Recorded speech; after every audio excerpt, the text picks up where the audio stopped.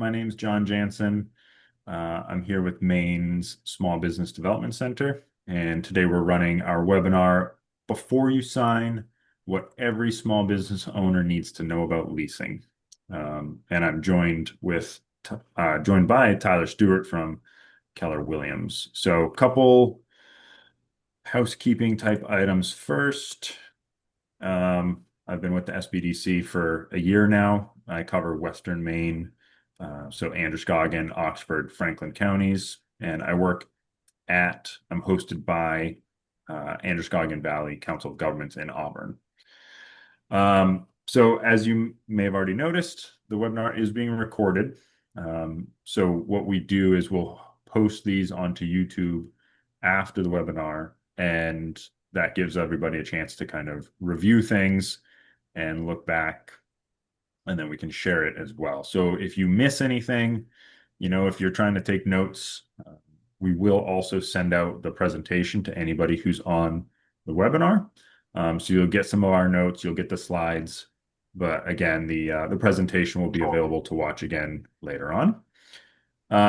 Generally speaking, please keep yourselves on mute. If you've got a really, really awesome question to ask, please feel free to jump on and ask it.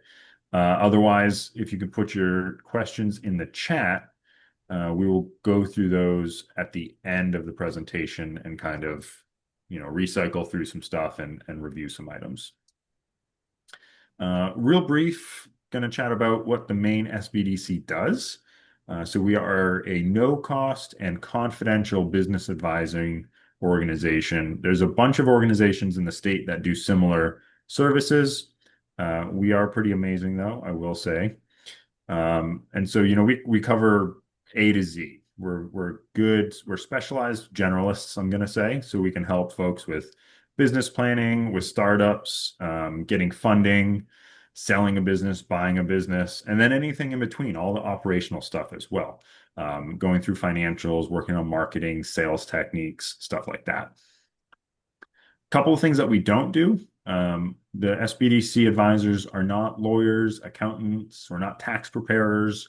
I'm not a commercial real estate agent. So when we come to some sort of pickle where we can't give you all the information, we'll refer you out to one of our resource partners that does have more information. And I'm going to let Tyler introduce himself. Yeah, thank you, John. Hey, everybody. My name is Tyler Stewart. I'm with the Fletcher Group at Keller Williams Realty. We are a top performing commercial and residential real estate team at the state and the nation's largest real estate company, both in agent count and transaction volume.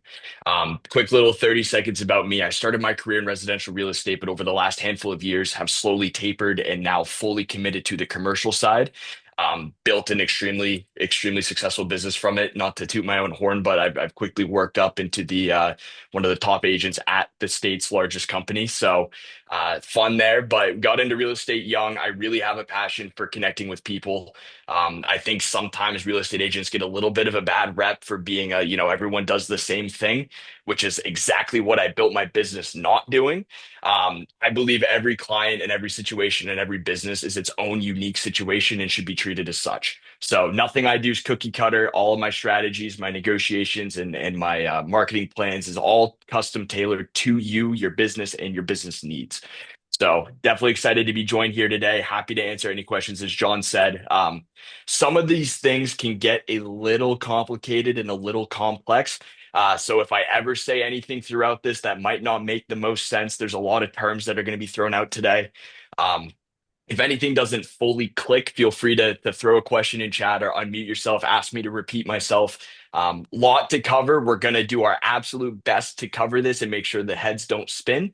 But I also understand that some things might be completely new to some of you, depending on where you're at in the process. So feel free to unmute, ask questions. I'm here for you as a resource to you, and excited to dive into this and see what we can learn today. Excellent. Thank you, Tyler. So I do want to, let's see if I can, I don't know if I can start the poll. So I don't want to ruin the presentation because, we got it up and running. So Aaron, or, nope, I don't think. You want me to start a poll or? It's saved in there, but if not, if we could have folks just jot down in the chat You can type a one, two, three, four, or five, because we just want to get an idea of where are you in the commercial leasing process. So, throw down a number one if you want to start a business, but you don't even know how to start. Put a two if you've got an idea, you kind of got the ball rolling, but you don't know where to open up. Put a three if you've already found a place and it seems pretty suitable, but you're not really sure how to go about actually leasing it, what the steps are there. Or a number four if you currently own them, are in a lease, or own a building, but you just want to learn more. And then number five for an other. And Tyler or Aaron, if you guys want to pull that up, and kind of check out what kind of numbers people are putting in there. Waiting to see what's coming through. We got threes and fives, one, maybe two, a four. Get some good responses anyway. Yeah, basically lots of threes and above. Okay, awesome. So a lot of people who have already found a suitable location, but they're not really sure what the steps are that they need to take next. And so that's, we'll kind of lean into talking more about that stuff. Um, and we'll cover everything from A to Z, but we'll definitely lean into that. So real quick, the five things that we are going to talk about today, and I could have said chosen anything, but I figured keys were pretty appropriate since we are leasing a property. So the five keys to leasing or buying a commercial property, we all know the first one, right? Location is always going to be important. There's some things to consider there from your point of view, but also your customer's point of view. The actual terms of the lease, and this is one of the biggest, most complicated parts of the process. Tyler's going to dive into that plenty, and we're going to cover a lot there. The hidden costs, that you might be forgetting about as you're going through the process, how to actually negotiate through the lease before you sign the LOI, that kind of stuff. And we'll wrap it up after that. So, I'm going to jump to here. So some of the big reasons why these five keys are so important, right? We want to make sure that as you're running your business, one of the most important things to do is to obviously make money. And in order to make money, you have to have sales and you have to control your costs. One of the biggest costs, one of the biggest expenses you're going to experience as a business owner is your rent or your lease or your mortgage or whatever you're doing, wherever you're setting up shop. That's going to be one of your biggest expenses, that plus utilities and that kind of stuff. So ultimately, what happens is if you end up signing a lease that's not so great, the either it's too expensive to start or the increase year over year is too expensive for you to keep up with. It can be bad for business. Obviously, if you don't have enough money, you close. But also, if you end up moving locations a lot, that can also be bad for business too. So you want to be able to find a place where you can settle in and really feel comfortable there, and both financially and physically comfortable. So, Tyler, I'll let you kind of take it away from here. Absolutely. So, I'm sure we've all seen or heard in agents listing descriptions, we all put location, location, location. It's a kind of a little bit of a cliche, but it is extremely important. A business that's a retail focused front situated right in downtown Portland will outperform foot traffic wise than something out in the middle of nowhere. Maine's a very large state with a lot of nothing. And so understanding what your target location is, your target demographics, what frontage you truly need is going to be extremely important throughout this process. Um, Kind of going hand in hand with that, typically the more desirable location you get sometimes constitutes a little bit of a higher base rent. And so it's a little bit of a delicate balance of truly understanding what's the most important to you. Parking as well, right? Same thing. You might have the perfect location right in downtown Portland that fits all of your needs, but there's nowhere for your clients to park. So you have to understand if you're running more of a consultation based business that is going to require those longer sessions coming in, sitting down, parking is going to be extremely important to your clients. that might not be the most beneficial versus a retail front that is expecting that foot traffic walking by.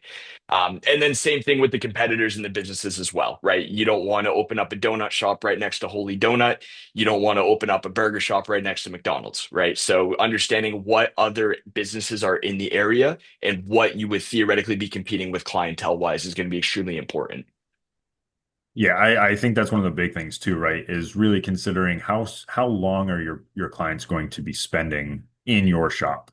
If you're running a sandwich shop, a deli, something like that, and you've got 15-minute parking out front, that's great. If you don't have 15-minute parking, it's gonna hurt your turnover because people are just popping in to grab something and they're on their way. Oh, one Absolutely. more there.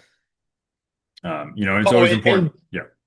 oh, sorry. I was just gonna say I actually have a little bit of a story about this. So I have a landlord right now who has a building. We're marketing it for lease, 1,800 square feet, right on Main Street in Auburn. It's right across from Gritty's, if anyone's aware of that. Would be the perfect retail-based location. The challenge is the town has deemed that as office use. And so we can go through a change of use to convert it to retail, which is the highest and best, but it's going to require the landlord to install a sprinkler system for the entire building, which is a huge, huge expense that he doesn't want to do. So understanding what you can and cannot do with the space is extremely important. Every town, every city is a little bit different on their zonings and regulations, as well as change of use and planning board and all of that fun stuff. But understanding that all spaces that might be perfect for retail might not be able to, or same thing with office. Understanding what you can do prior to getting into a lease is extremely important. So that way you're not 3 months down the road and you owe a security deposit in the first month, and all of a sudden you find out you can't do what you want to do. Yeah, and when it comes to zoning laws and stuff like that, don't just take your landlord's or your potential landlord's word for it.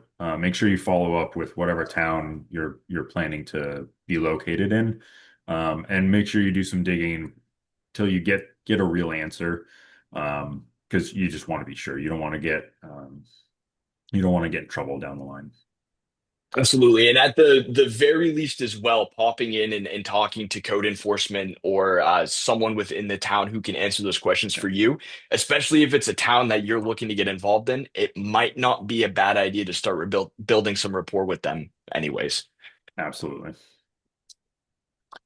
All right, So on this is the going to be one of the long ones too. This is understanding lease terms. We got a lot to go through here. So if you're taking notes, get your pen ready. There Sorry, Tyler. is, and this is where, on my intro slide where I said this is where we're going to throw out a lot of terms that might be brand new to you. If there's any questions, please interrupt me because this is the important section of it because this is going to determine how much you actually are paying a month.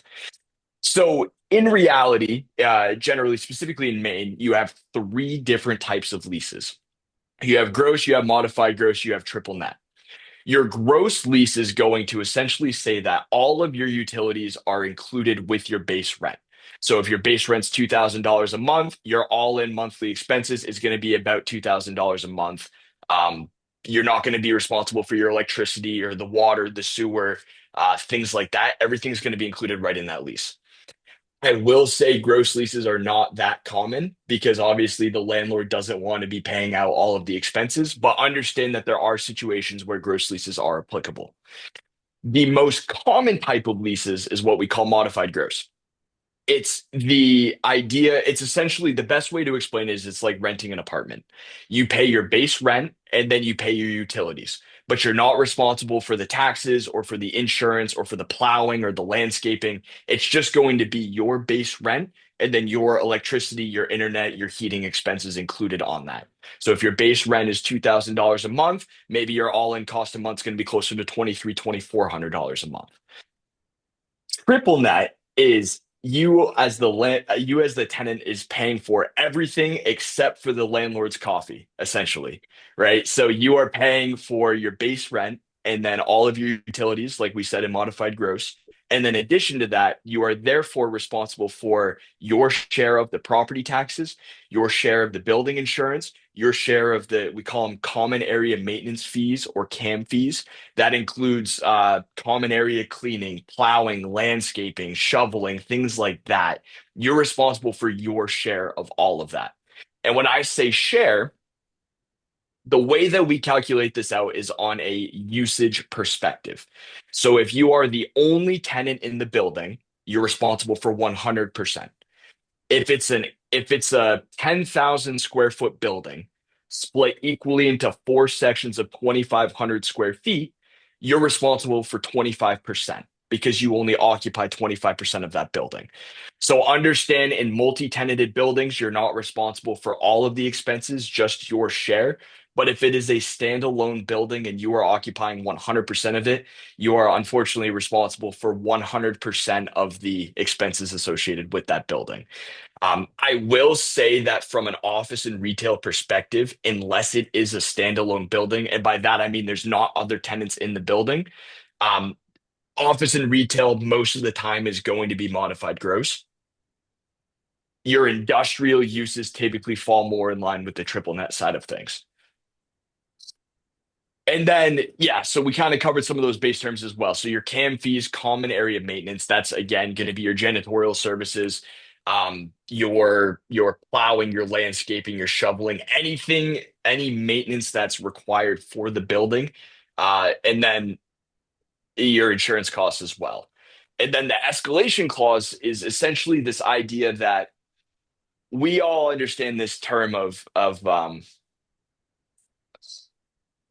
I don't want to say appreciation, but this idea of yeah, sure, appreciation, right? And so we also understand the idea that a dollar today isn't worth what a dollar was worth 30 years ago. And so sometimes what a landlord's going to require because of the inflation cost, which kind of fluctuates between 4 and 8%, some landlords might require that your lease, your base rent escalates every single month.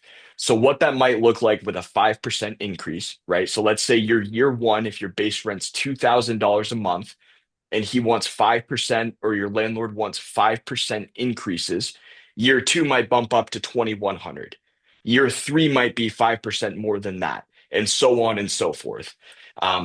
It's not the most common on short-term leases, but if you're submitting a 5-year, 10-year, 15-year lease, a landlord's going to want that security in there so he's not losing his money. One of the things we'll talk about too, right, is well, it's the next bullet point, but the lease length, the longer you're going to rent for, the more negotiating power you're going to have too. So you could be able to potentially negotiate what that escalation clause looks like, right? Absolutely, absolutely. And so the tenant gets to essentially ask for anything that they want to. The fun part is obviously the landlord doesn't have to accept that. A quick overview of how the process looks is as the tenant, you would work with your broker, whether it's a third party broker or the landlord's broker, and put together what we call a letter of intent. It is a 100% non-binding document, but it serves as an offer and a term sheet for what you as the tenant are willing to give to the landlord. Some of the main things is when you want to move in, when you want to start paying rent, what work you want to do, what work you want the landlord to do, so on and so forth. Historically, because as we all know, the chances of finding a space that is 100% turnkey, checks all of your boxes, needs no work is sometimes slim. So understanding that the longer lease or the longer proposed term of the lease that you provide the landlord should in theory give you more room to negotiate if the space needs work. An example would be, if there is a space that you are asking for $20,000 worth of work on prior to you moving in, and base rent's $2,000 a month, and you're only signing a 1-year lease. From the landlord's perspective, at $2,000 a month for a year, they're only collecting $24,000 from you. But you're asking for $20,000 worth of work, that math doesn't match. But if you come in and you say, hey, we're going to give you a 5-year lease or we're going to give you a 10-year lease, and now all of a sudden they're making 100,000, 200,000 over the entire term, it gets a little bit easier for them to justify injecting that 25,000 into the building. Same thing with base rent in terms, if you come in with a longer lease, sometimes landlords are willing to negotiate a discounted rent for the first couple months or even a discounted term for your first year or couple months break, or what we call a tenant allowance. So it's essentially saying you do the work, but they'll essentially pay for the work. Um, Again, the longer term that you provide a landlord typically gives you a little bit more of negotiating power. I had a question in here on who's responsible for writing up the lease agreement. That's a phenomenal question. So it's either the landlord or the landlord's agent. And so we're going to get into this on a couple slides from now, but I did just want to kind of, as we're going through the process, submit the letter of intent. Once all parties agree on the terms on that, that's what the lease is drafted off of. So there's really two different ways that drafting of the lease goes. As a commercial real estate agent in Maine, we have access to a standard commercial lease from the Board of Realtors. It's we can't change the verbiage on it. We just have to, it's a fill in the blank thing. Um, a lot of landlords, especially on smaller deals, and especially if there's not a lot of things to negotiate, will use that lease. Your little bit more savvy landlords are actually going to have their attorney draft the lease.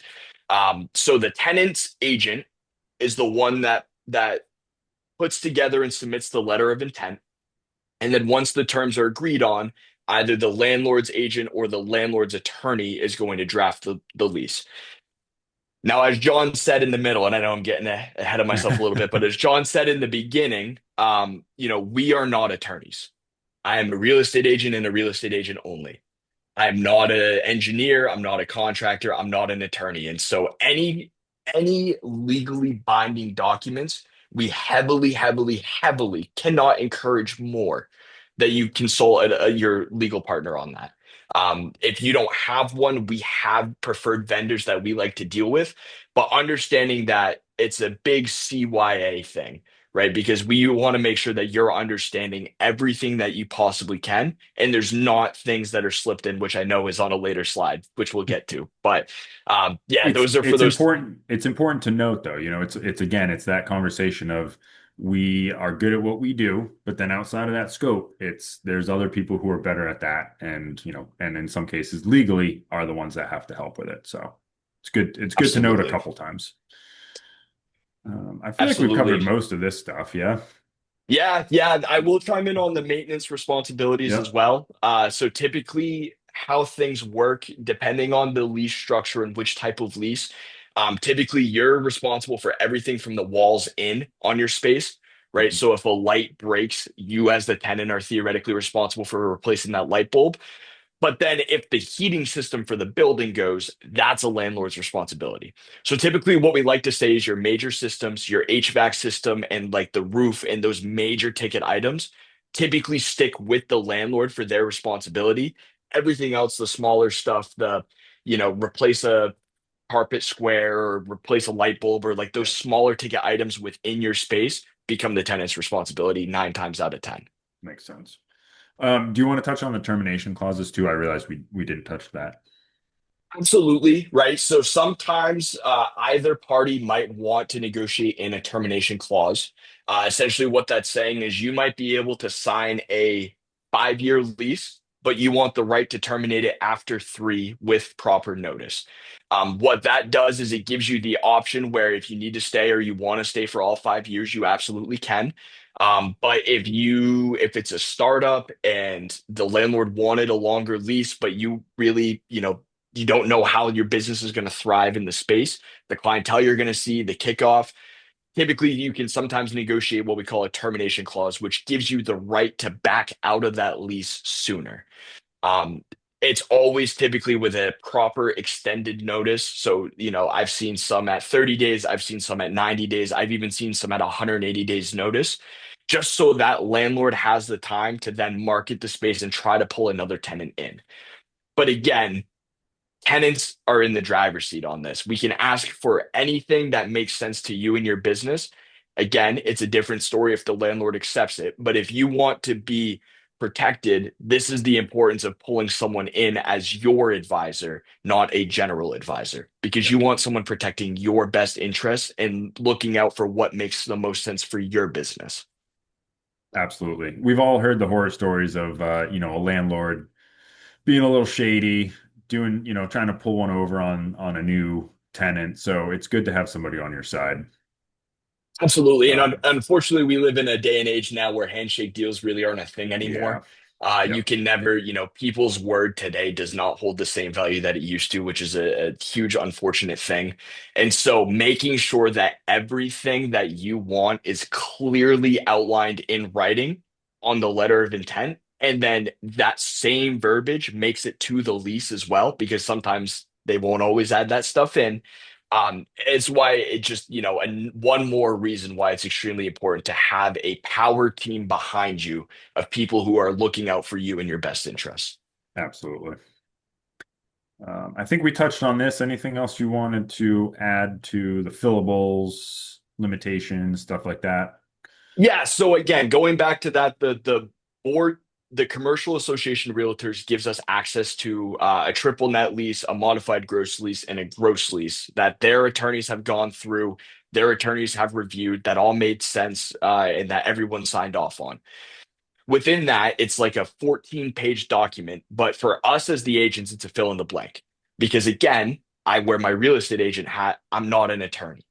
So what we don't want to do is start having your real estate agent, whether it's me or someone else or your, lender or whoever, start changing the legal terms of a contract, because then we're starting to run into issues where everyone is opening themselves up to liability.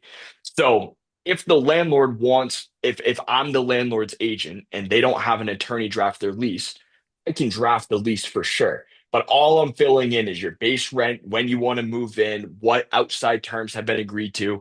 And it's always a good thing to consult an attorney, regardless of which side of the deal that you're on. Awesome. All right, let's talk about some of the hidden costs that creep up when you're trying to rent stuff. Take out a lease. Absolutely. So again, depending on your lease type, right, you're going to have modified gross and you're going to have triple net. Your triple net is where you're going to be responsible for those property taxes, for that insurance, for the costs that are outside of your base rent. But there's also in some leases this clause that you are responsible for any increase in the taxes or the increase in the building insurance after your base year. So what does that mean, right? Let's break this out a little bit. Let's simplify terms a little bit. You sign a lease today. We're in the year 2025. So your base year is 2025. Let's say, for round numbers' sake, you occupy 50% of the building. Okay. And your taxes for 2025 are $10,000. All of a sudden, tax bills come out in 2026, taxes went up to $11,000. Some leases have the verbiage in there that you're responsible for your share of that difference. So there's $1,000 difference. You occupy 50% of the building. You would be responsible for $500 of that. So again, all the more importance on why it's important to have someone review the lease terms with you. So that way we're not getting into a boat where a year from now, 2 years from now, 3 years from now, all these additional costs are getting, pushed off to you as the tenant. And you're like, I wasn't expecting this. I don't know where this came from. I didn't budget for this. Yeah. So understanding truly that there are outside of your, it's not just, hey, base rent's 2,000 a month. We're just going to pay 2,000 a month, wash our hands free, and we're good to go. Yeah. It's extremely important to understand what you truly, truly are responsible for throughout that lease. And Tyler mentioned a really good point that I want to hone in on. And he said the word budget. And sometimes that is a very scary word. But as business advisors, that's one of the things that we aim to work with our clients on. Um, if you've already got a budget, if you're already in business, your budget, your costs should be pretty much up to date.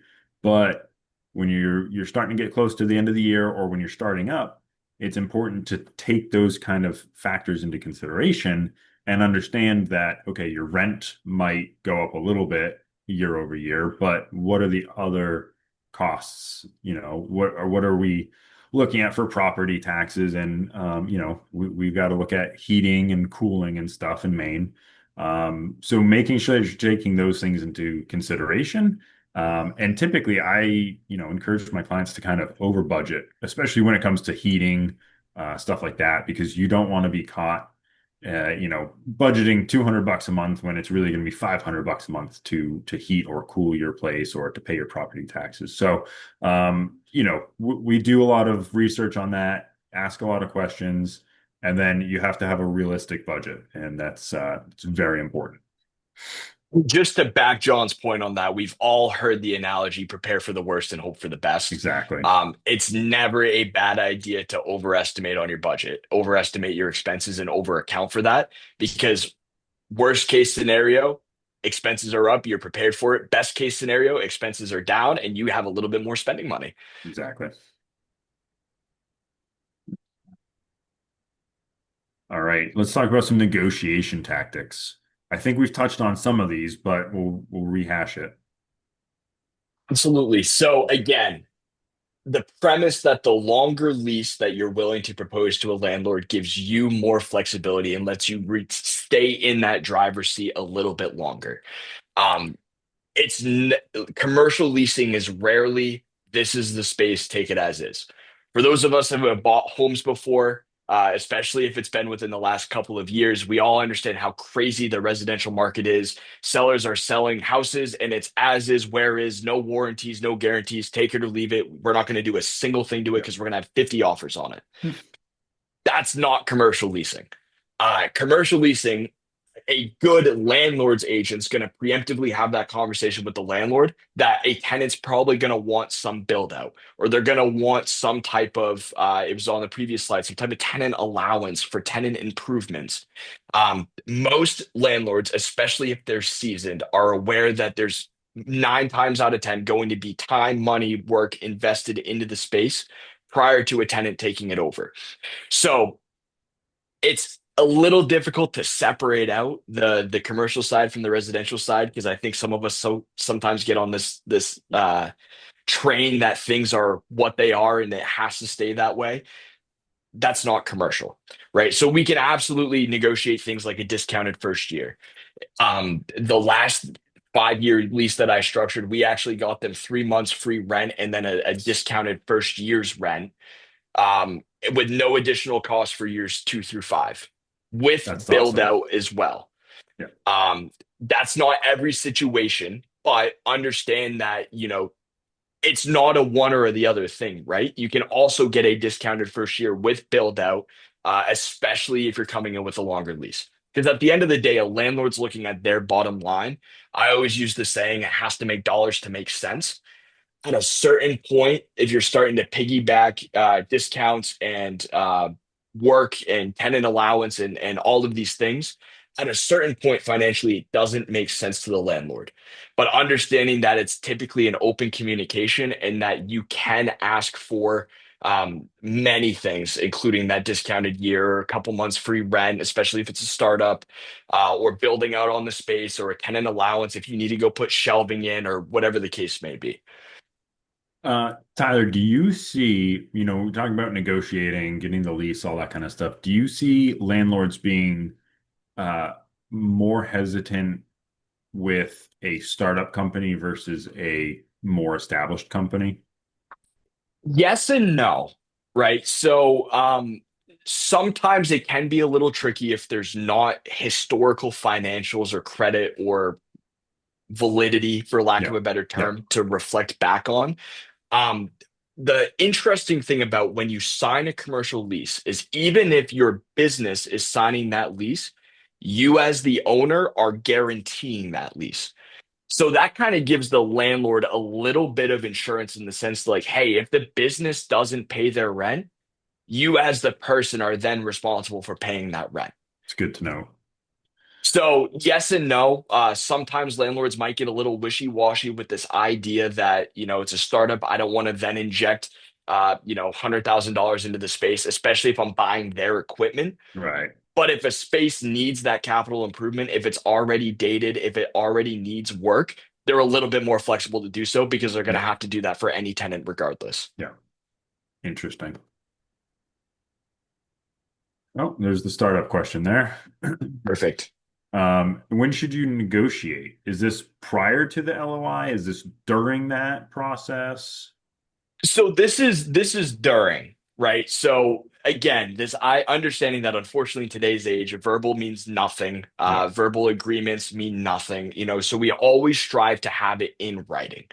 So what I do, I'll walk you through typically how my process looks like when I'm working with a tenant. Let's say, and let's say you and I go out, we look at a space, you fall in love with it, you say, this is the one we need. Great. Let's sit down together and go over everything that you could possibly look for, right? Whether it's you want them to replace the flooring, or you want them to put new light bulbs in, or you want them to paint the unit, or maybe you're willing to paint the unit, but you want a credit, or whatever the case Gotcha. may be. We'll sit down and I always encourage, we don't want to be unrealistic. We don't want to be unreasonable because we don't want to turn the landlord off from the idea of renting to you, Right. but we put together a fair ask for what you guys want for the space. And then that's where we go back and forth in the negotiation. So it's really not a lot of verbal. It's going to be a lot of red lines and markups on that letter of intent. But Gotcha. that way, so there's no miscommunication on, oh, well, they said they would paint the unit and now they're not agreeing to paint the unit kind of thing, Yep. which Makes has happened many, many times. I can imagine. All right, team, we are coming up to our fifth key point here, so hang with us. Tyler, talk to me about, who's actually paying for your services, because obviously, this is not a free thing. Right. So what's that all look like? So the landlord is directly responsible for the payment of commission to both the tenant's agent and the landlord's agent.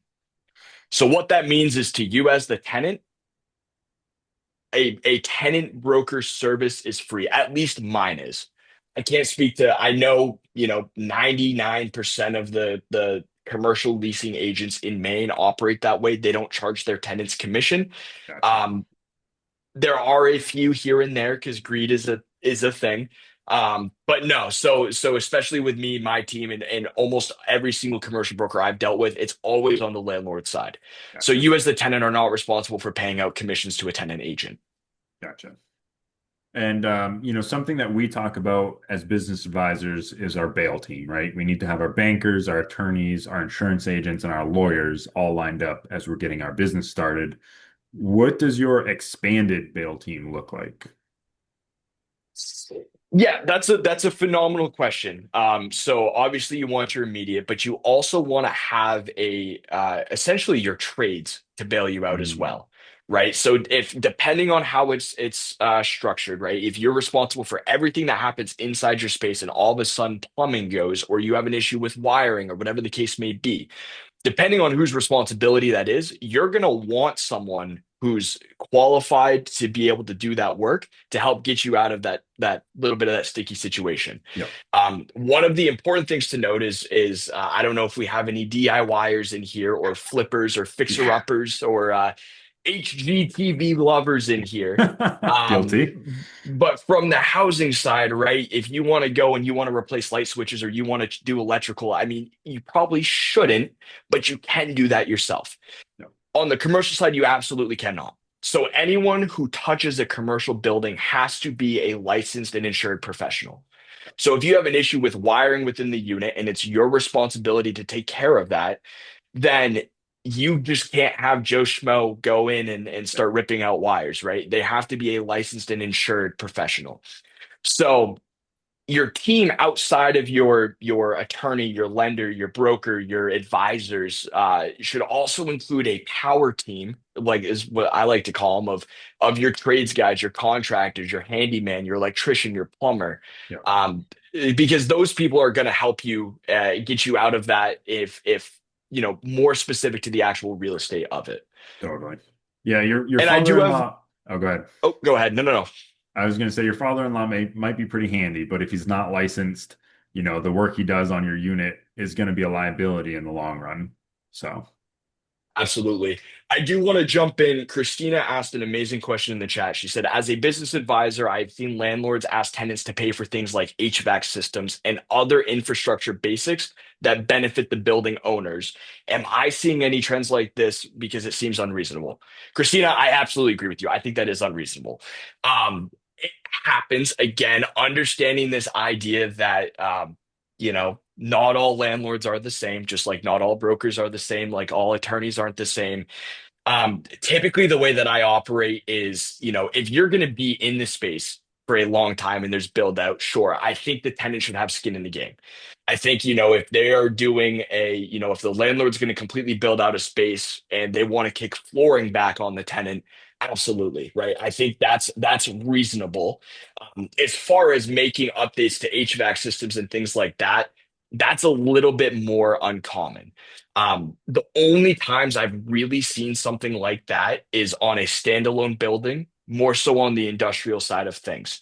So an example would be if a manufacturing facility is going into a space and they've decided to lease and they've come in with a 15 or a 20 or a 25-year lease, sure, right? Because I've seen landlords require that all of those, the HVAC, the roof, that gets passed on to them because they're going to be there essentially for the life of those systems.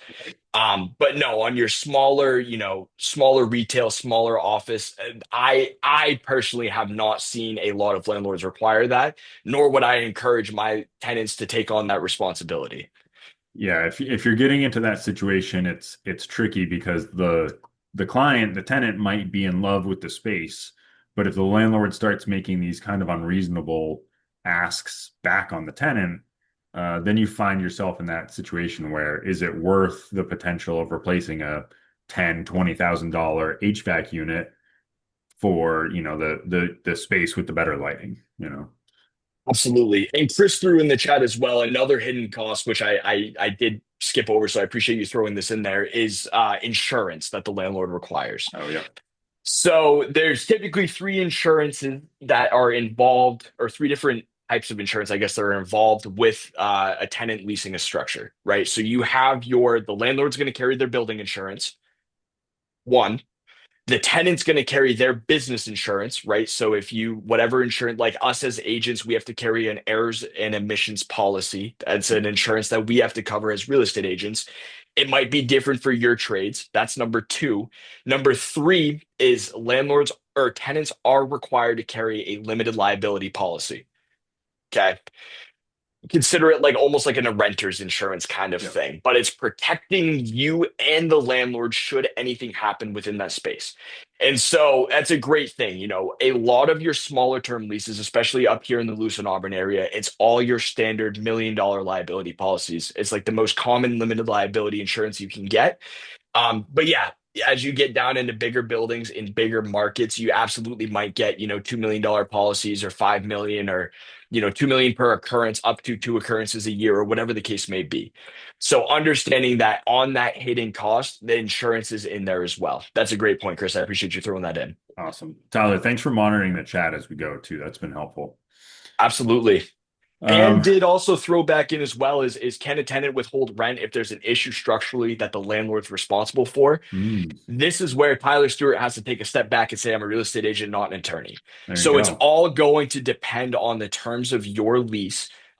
Every lease should have what we call a default clause in there, or how legally things get handled if there's an issue or if there's non-payment or if one party doesn't hold up to their end of the bargain.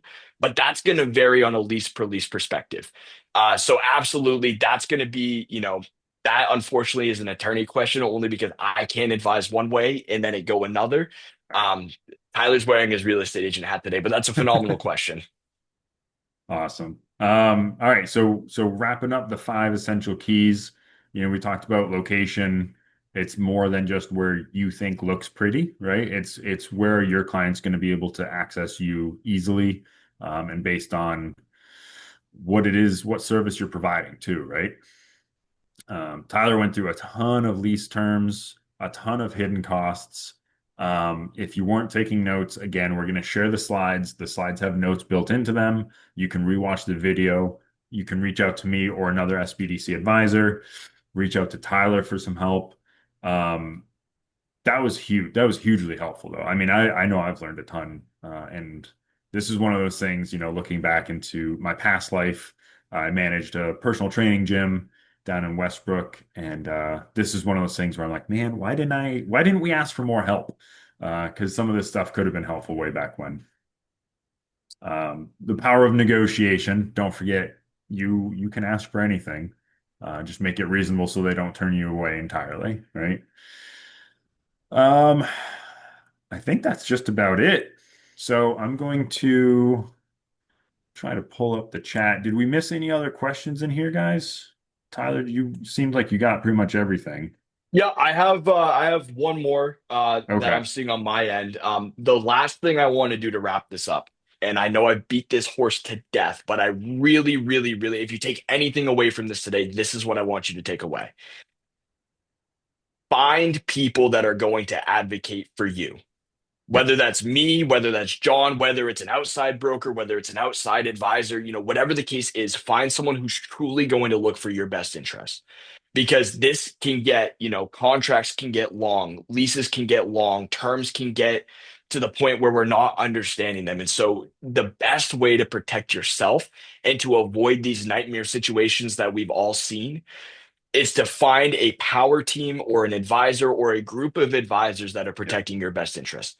It is hands down the most important thing, right? Because maybe if you didn't fully understand, triple net leases or modified gross leases or whatever the case is, working with someone who understands that and understands how to navigate that will save you from having to kind of bear on the responsibility of, oh, what if this happens or what if this is structured this way.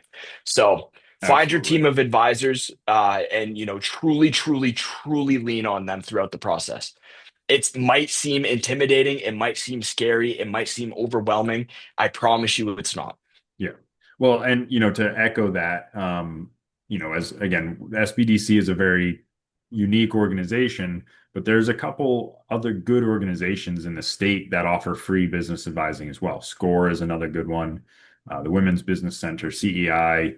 There's so many resources out there that are available to help. We always encourage people have a couple advisors, get a mentor, whoever it is that you can get information and input from. Um, Everybody's going to bring something a little bit different to the table, their own expertise, their own history, and it's always good to be able to, pull from a lot of resources. Sylvia had a question. Can you ask to lease a building that was once a company like Tim Hortons and use it to start a new small business? If so, how would you go about doing that? Absolutely. Right. But it depends on if there's still an active agreement in place, right? So if let's say, Tim Hortons was in there in a space, we'll call it 123 Main Street. They occupied it for 10 years and Tim Hortons lease ended and they moved out. They might still have some signage up, they might still have some equipment there, but like their lease is done. Absolutely. You can absolutely propose yourself to go into that space. The only time you can't is if there's like an outstanding agreement. So sometimes what there might be is, especially with these larger corporations, what we sometimes see is they actually move out of the space physically, but they're still responsible for paying the rent. And so in that situation, you can't double dip it unless the landlord's willing to let, let's say Tim Hortons out of their Right. agreement and take one with you. But yeah, just because something's one thing doesn't mean it can't be another. Again, reflect back on zoning, reflect back on, all the things that we covered. But assuming there's no agreement in place, then you absolutely can. Yeah, and then you And also at a want to consider build out too, right? If it's a exactly. Tim Hortons, it's already kind of set up as a restaurant. You want to probably keep it along those lines to keep the cost down. But yep. Absolutely. And another question too, great question. What's a typical time frame that I'm seeing today from a letter of intent Hmm. to a lease agreement Okay. signed to move in? Um, Short answer is it really varies. And I'll explain why. So typically a letter of intent is something that you can pump out in a couple of hours after seeing the space, especially depending on how much you're negotiating or wanting to negotiate. Sometimes from the time a letter of intent submitted to the landlord, there can be a lot of negotiation that happens. So that's going to vary, but typically I'd say no more than a couple of days in most scenarios. And then the verbiage that I put on my letter of intents, depending on the situation, is landlord to forward proposed lease to tenant within 7 business days of an effective letter of intent. So, let's say if day one is submitting the letter of intent, Maybe day 3 is you guys all come to terms on that letter of intent. Day 10, theoretically, by day 10 should be the signing of the lease. From there, from lease signing to move in, that's going to 1000% depend on when you wanted to negotiate your rent to start, when you wanted to negotiate moving in, and what work you negotiated to have completed prior. I'll give you an example on one I just did on a warehouse in here in Lewiston. We were supposed to close this on June 1st. That's when we agreed to start paying rent. That's when we agreed to start moving in. I was on the tenant side of this deal, and contractors got pushed out further than what we had thought. Things got put on back order. So we then had to restructure that to actually closing on July 1st. But And understanding like sometimes it can change, but your start to finish is all going to depend on what you're asking for and when you want to move in. and the landlord was pretty agreeable to pushing that out a month. Absolutely. Good. We had worked out an extremely great lease that was beneficial to both parties. Yeah. And in fact, because they actually delayed us a month and it was I mean, there's a lot of back end stuff with the tenant having Yeah. contracts they had to sign with their suppliers and things like that. We were actually able to sneak them in another 3 months of rent as well. Awesome. Good stuff. So Another question for spaces that require mechanical engineering upgrades due to due diligence. Sorry, what is a reasonable LOI timeframe? So as far as enacting and submitting a letter of intent, that can be done right on day one. You, especially on something like that, you're going to want to work out a due diligence process to make sure that should an issue come up, you can back out and not be responsible. Gotcha. It all depends on what level you're going through. I mean, if you're going through a whole planning board approval process, I would not typically do anything less than 60 days for due diligence. If you're having to go through permits and approvals in that process, I mean, that might even be pushed out 90 plus. Or if it's as simple as, hey, we want to get a engineer to just walk through here and verify structural integrity, maybe you can sneak away with a week or two. And then if Gotcha. an issue comes up, you can renegotiate at that point. But as far as just getting someone in and getting that report back, it's all going to depend on the engineer's time frame. Awesome. And if I didn't understand that fully, feel free to rephrase that or come off mute. I'm happy to. I want to make sure I can definitely cover that to the best of the ability. Perfect. Perfect. We are coming up to 12 o'clock. I know everybody's probably ready for lunch if they're not already eating. Hey, John, Um, hey, I'm going to interrupt. please do. Because I was trying to type it all out, but it's going to be way too long. So, Tyler, I heard you say something about you were representing a tenant, in, as far as the building went. I've Yep. run into a lot of commercial real estate agents that will only work with the property owner. So when we're as business advisors working with clients, we're trying to say you need to get the expert in the room, someone to represent your best interest. What, should a tenant expect as far as if they're able to engage with a commercial broker as far as paying them, or is there a commission involved, or how does that work? Can you go into that a little bit? Absolutely. Great question. So, on the residential side, you have an exclusive buyer's agreement that is an agreement between the buyer and the real estate agent, saying that the buyer's agent's going to give them all their fiduciary responsibilities and represent them throughout the transaction. On the commercial side, we don't have a tenant representation agreement. So it's not a contract that needs to get signed between the client and the agent on the tenant side, but the commission to the tenant's agent is 100% payable by the landlord. Again, at least in my scenario, my team, and the agents that I deal with don't charge their tenants additional commission. I think it's greedy. Personally, that's my own 2 cents. But no, absolutely, it's kind of on a per basis thing. But a lot of tenants want to deal directly with the landlord's agent because they don't think there's a lot of agents out there that will run around with them and represent them as a tenant, but that's not the case. So, but yeah, fees and everything are payable by the landlord. Okay, good to know. Thank Awesome. you. Thanks, Chris. Yeah, if there are more questions, feel free to jump on and share them. Otherwise, I want to make sure you guys get the opportunity to get Tyler's contact info, the main SBDC. You know, we're everywhere. If you're not already working with us, you can jump right to our main SBDC.org website, and sign up for no cost advising. Um, Thank you guys for participating and for listening and for asking great questions. I had a lot of fun. I've learned a lot. Um, and yeah, thank you, everybody. We'll wrap it up right here, I think. Yeah, thank you. And one last point is that number on the screen, that is my personal cell phone number, and that is my email as well. So feel free Yep. throughout this, no obligation, no anything like that. If you have questions, feel free to reach out to me directly. I'm always happy to answer any questions that you might have. And if I can't answer them, I'll point you in the direction of who can answer that. Bingo. That's the money right there. Cool. Thank you, everyone. We really Perfect. Thank you so appreciate much, it. guys. All right.